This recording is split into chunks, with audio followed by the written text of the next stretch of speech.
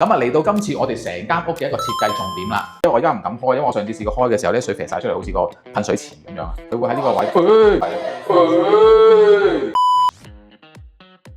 嗱，雙面嘅間房櫃大家見得多啦，三面嘅間房櫃咧，唔知大家有冇見過咧？而且仲可以收埋一張6至8人嘅大餐台喎。嗱，今次呢個400尺嘅居屋單位咧，有30年嘅樓齡歷史噶啦，就可以做得到啦。不如即刻帶大家上去睇下。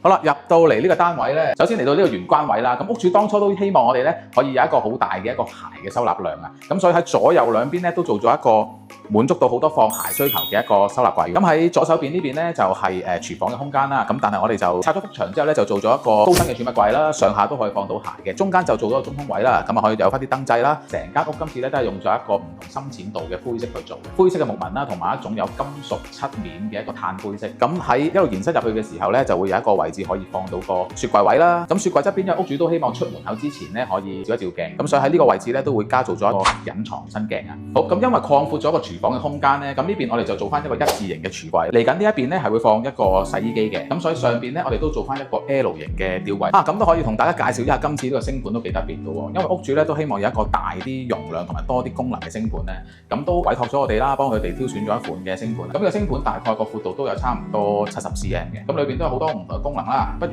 我哋玩下呢一個嘅星盤啦。嗱，今次呢個盤咧，佢都係做咗一個台底盤嘅，咁所以我哋喺工廠做嘅時候，已經係將個盤咧寄咗去工廠嗰度咧，做翻一個嵌入式嘅一個做法啦。咁佢都睇落去有幾多 function 嘅，譬如有呢啲啦，普通嘅正常水啦，跟住呢啲位又可以掹出嚟肥下周圍啊。因為佢其實仲有啲嘅洗菜嘅地方啊，洗菜架咁樣嘅，佢有啲配件，不過未裝上去。呢個其實都係一個冷熱水嘅，到時因為我哋本身都駁咗熱水嘅，所以佢扭左扭右咯。咁呢個都幾得意嘅，呢個係因為我而家唔敢開，因為我上次試過開嘅時候咧，水飛晒出嚟，好似個噴水池咁樣。佢會喺呢個位，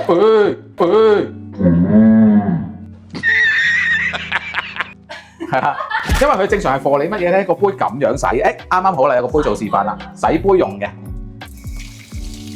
嗱，你吸住佢，咁其實就好乾淨㗎啦。呢個可以攞嚟示範啦，但係你千祈唔好就咁開，如果唔係就好似啱啱嗰個狀況㗎。嗱，你咁樣洗係 OK 嘅，其實嗱，即係佢可以倒翻轉咁樣肥啲水落個杯嗰度去洗佢啊嘛。咁呢一款同埋佢係用咗一種黑色嘅納米塗層啦，去做翻呢一個嘅盤啦，咁所以美觀得嚟咧都幾硬淨襟用嘅。咁啊，呢個就係今次特別少少啦。咁呢邊就做翻一個嘅煮食爐啦，同埋上邊係抽油煙機啦，咁都冇乜特別嘅。上面做翻一個正常嘅假天花啦。咁入門口位啦，呢個位咧你都見到其實比較寬闊一啲嘅。咁我哋就做咗圓拱形嘅一個門框啦，咁啊修飾翻一啲牆身嘅位置啦。好，咁依家不如睇一睇個浴室先嚟。咁嚟到浴室位置啦，成個浴室咧嗰個配色都係同翻成個廳嘅風格一樣嘅，用咗淺灰色嘅一個雲石紋磚啦。咁呢邊咧都係做翻個台上盤啦，上邊亦都有鏡櫃嘅，咁側邊亦都做翻少少弧形啦。咁入邊亦都有啲儲物嘅空間啦。咁亦都屋主今次都會做翻一個智能座廁啦。今次呢個智能座廁咧，屋主自己買嘅，咁就原本我哋幫客人一般做智能座廁嘅話咧，都會加翻一個嘅來水位俾佢嘅。咁啊，今次呢個咧佢就需要我哋去配合做來水位啦。咁佢就喺呢個櫃嘅裏邊咧，就借用咗裏邊嘅一個來水嘅位置咧，去做翻呢一個嘅智能座廁。而個窗口上邊呢度啦，都放咗一個嘅窗口式嘅浴室寶啦。咁做浴室寶嘅時候都要注意翻個窗嘅大細喎。咁呢個你睇到啱啱好係揼下可以放到。咁平時我哋都要留意翻呢一樣嘢嘅。好啦，咁啊再睇翻入門口嘅右手邊啦。今次呢一度咧，我哋呢一個係間咗一個爸爸房出嚟嘅，係用家私櫃去間出嚟啦。首先入嚟呢度咧，下邊亦都會做翻一個鞋櫃嘅儲物空間啦。今次呢個咧係做咗一個雙面櫃嘅，呢度咧其實係開唔到嘅假門嚟嘅，因為我哋都要兼顧翻爸爸房裏邊嘅一個收納空間啦。咁所以咧，呢一個雙面櫃咧係前後共用嘅，中間就做咗個中空位啦，方便有時放下啲袋啊、鎖匙啊、臨出門口要放嘅嘢咁啦。而側邊呢度咧就做咗個大嘅弧位咧，去做翻個收納空間嘅，裏邊都有啲儲物櫃啦。咁 L 位再過少少咧就係一個房門啦，因為我哋今次做咗個房門咧係做翻個斜角㗎，咁所以咧如果做翻正常嘅一個掩門嘅話咧，一係就向外開啦，如果向裏邊推入去嘅時候咧，就會好容易撞到裏邊張床啦。因為畢竟啦，裏邊嗰個尺寸咧都比較有限。咁入到嚟呢個房間嘅時候咧，呢邊咧就做翻一個衣櫃啦。但係今次呢個衣櫃咧就唔係做到頂嘅，因為我哋希望咧個冷氣機咧做咗個分體式咧，一部分體機咧係放翻兩間房間去用嘅。係啦，咁啱啱所講到嘅間房櫃啦，其實我哋喺爸爸房床嘅床尾呢度咧就做翻一個儲物櫃，等佢增加翻個收納空間啦。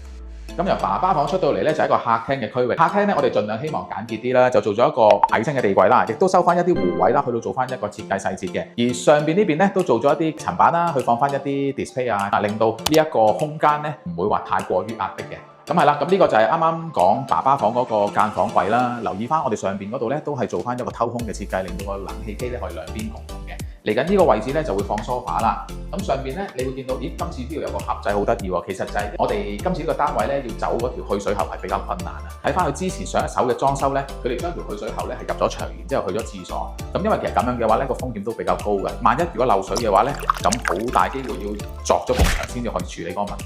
咁所以我哋今次咧就加咗個水箱落去，然後咧就經過呢一個嘅木殼啦，然之後去出翻出邊嗰個位去做翻一個去水嘅。係咯，咁同埋呢邊啦，其實啱啱會睇到咧，爸爸放佢個衣櫃，衣櫃側邊呢個位咧都偷咗少少空位咧，就做翻一個 display 櫃嚟，去到點綴翻個空間啦。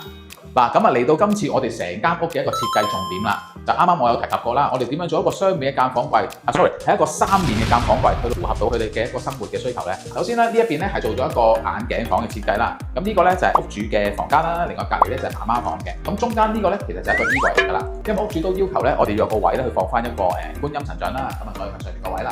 咁然後中間咧亦都做翻一個 display 櫃啦，裏邊亦都加翻一啲滲燈嘅效果嘅。最特別之處咧就係我哋喺呢個位置咧係做咗一張8人嘅餐台嘅，而且下邊咧仲有一個收納櫃嘅喎，亦都可以將一啲餐凳咧放埋落去。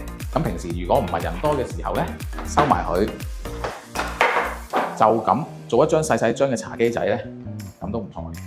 好，不如我哋參觀下呢一間房先啦。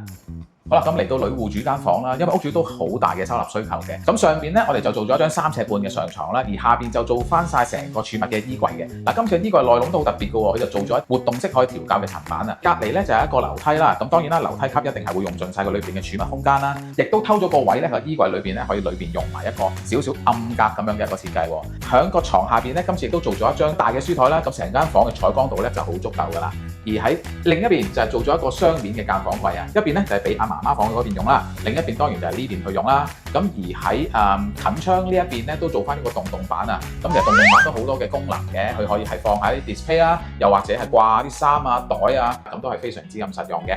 好啦，咁啊入到嚟媽媽房啦。今次呢一間房嘅配色咧，特登同個廳咧有一個好大嘅唔同嘅喎，就用咗一個奶油嘅白色啦，再加埋一個拱形嘅設計啊，感覺咧就會柔和啲嘅，氣氛都優雅啲啦。因為咧媽媽平時嘅收納需求都好大嘅，成日都要好分門別類咁去放唔同嘅物品啦，所以我哋就用盡咗床頭嘅薄身儲物櫃同埋展示櫃，啲日用品咧可以分門別類咁樣咧可以放得好整齊。而床下底咧就做咗一個留空嘅設計啦，方便媽媽將一啲膠箱咧直接可以推入去，就唔需要再疊高啦。日常拎嘢出嚟嘅時候咧都好方便嘅。而另外一邊咧，我哋仲偷咗個位做咗個間房衣櫃喎，加埋一個長身嘅收納啦，無論衫褲雜物咧定係媽媽嘅收藏品咧都會放晒喺裏邊，符合晒媽媽要乾淨同埋整齊嘅生活習慣。嗱，咁啊帶大家參觀晒成間屋啦。咁總結翻咧，其實咧呢一個嘅30年樓齡咧400尺嘅居屋咧，我哋係做咗7大區域啦。嗱，其實細嘅單位咧都可以通過設計咧去滿足翻你嘅收納同埋生活需求嘅喎。嗱，如果你都想知道你屋企可以點樣改造嘅話咧，歡迎留言話俾我知啦。記得 follow 我哋嘅 channel 啦，一有新片咧，梗係通知你。我係 Benny，下次再帶大家參觀唔同嘅設計單位啦。拜拜。